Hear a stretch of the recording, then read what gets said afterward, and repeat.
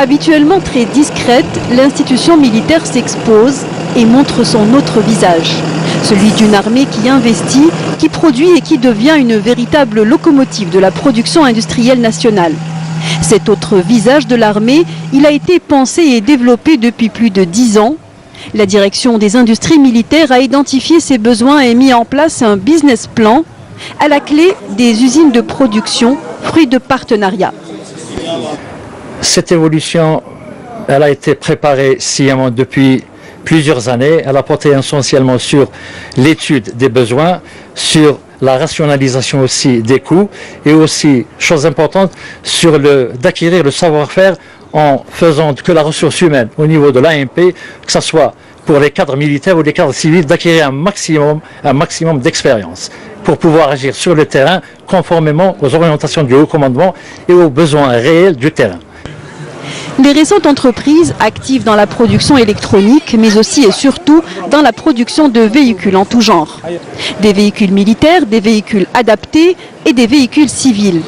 L'usine AMS Mercedes-Benz produit des utilitaires de marque Sprinter, déjà commercialisés pour le grand public, et le Mercedes-Benz classe G qui devrait lui aussi être commercialisé. Avec des taux d'intégration dits appréciables et un transfert de savoir-faire réel, les industries militaires gagnent en expérience. Elles emploient aujourd'hui près de 25 000 travailleurs, militaires et civils confondus. Les perspectives premières, c'est d'abord toucher l'institution militaire dans le cadre de ses besoins immédiats et essentiels.